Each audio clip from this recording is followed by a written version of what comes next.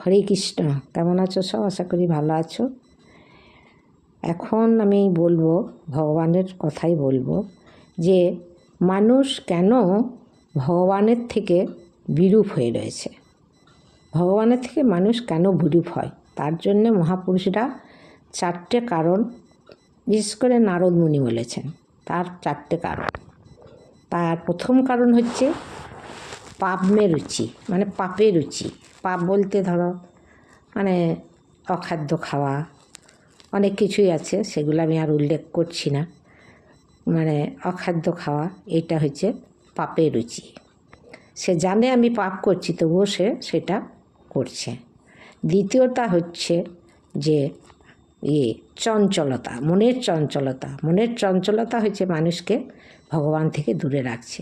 যেমন বলি, আমরা পুজো করতে বসছি, আমার দেহটা পড়ে রয়েছে আসনে, কিন্তু আমার মন চারিদিকে ঘুরে বেড়াইছে। তখনই ছেলের কাছে, তখনই মেয়ের কাছে, তখনই কালকে কি রান্না করব, পরশু কোথায় যাব, এইসব চারি কথা চিন্তা করতে করতে ঈশ্বর থেকে দূরে থেকে যাচ্ছে। দ্বিতীয় হলো।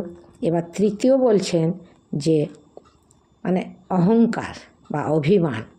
সংসার ধর্মের মধ্যে অভিমান। কীরকম অভিমান?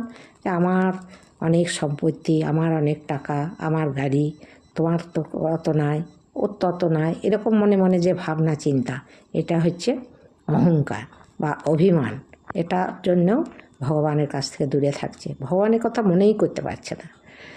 আর চতুর্থ কারণ যেটা, আমি ওটা ছেড়েই দিলাম, কিন্তু চতুর্থ কারণ যেটা, সেটা হচ্ছে যে ভগবান সম্বন্ধে অজ্ঞানতা।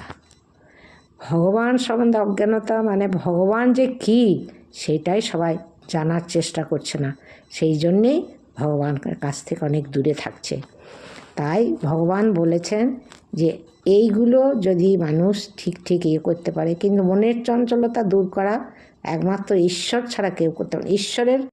ঈশ্বরের সান্নিধ্য ছাড়া এগুলো। আর ঈশ্বরের সান্নিধ্য পেতে গেলে সদ্গুরুর আশ্রয় গ্রহণ করতে হবে। মানে সদ্গুরুর মতো গুরু, যে তার আশ্রয় নিতে হবে, তার প্রবচন শুনতে হবে, তার সান্নিধ্যে বাস করতে হবে, এরকম অনেক কিছুই আছে। বেশ, এখানে এটা শেষ করছি, বেশি বড় হলে হবে না। ঠিক আছে, আশা করি ভালো থাকবে সবাই।